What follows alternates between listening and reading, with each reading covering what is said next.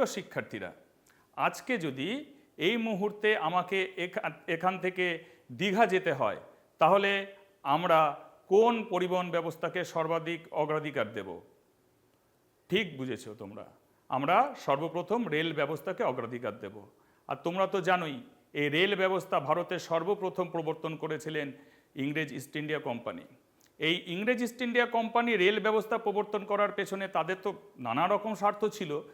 সেগুলোর মধ্যে তাদের যেমন বিদ্রোহ আন্দোলন দমন করবার জন্য সেনাবাহিনীকে এক স্থান থেকে অন্য স্থানে দ্রুততার সঙ্গে নিয়ে যাওয়ার ব্যাপার ছিল, তেমনি ভারতবর্ষের প্রাকৃতিক সম্পদকে তারা এই রেল ব্যবস্থার মাধ্যমে বন্দরে বন্দরে নিয়ে গিয়ে সেখান থেকে তারা ইংল্যান্ডে চালান করত।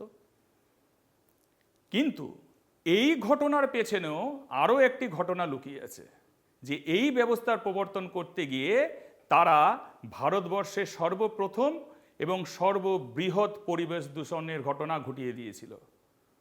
বিষয়টা শুনে অবাক হচ্ছ?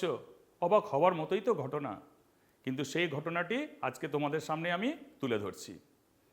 রেলপথ যে স্থানের উপর দিয়ে তারা নিয়ে গিয়েছিল, সেই স্থানের দুই দিকে বিস্তীর্ণ অঞ্চলে তারা কিন্তু বন জঙ্গল বড় বড় গাছপালা কেটে একদম শূন্য করে দিয়েছিল। সেই বড় বড় গাছপালার কাঠ দিয়ে তারা রেলের স্লিপার বানিয়েছিল।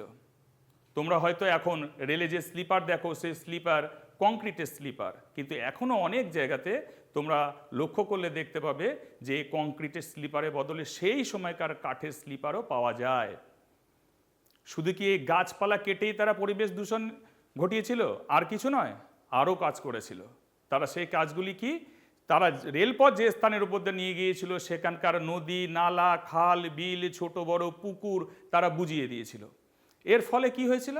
এর ফলে ভূগর্ভস্থ জলস্তর কমে গিয়েছিল, যার ক্ষতি কিন্তু অপরিসীম।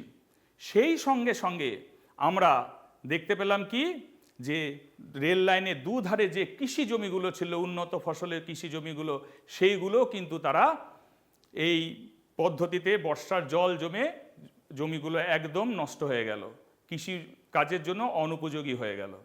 এইভাবে তারা একটা ভালো কাজ করতে গিয়ে, তাদের ইচ্ছা কথা মতো তারা ভালো কাজ করতে গিয়েছিল, তারা কিন্তু আমাদের দেশের জন্য, দেশের মানুষের জন্য বিপদ এনে দিয়েছিল। তাহলে কোনো কাজ করবার আগে আমাদের কিন্তু তার ভালো মন্দ দিকটা বিচার করে নিতে হয়, যেটা ইংরেজরা করেনি।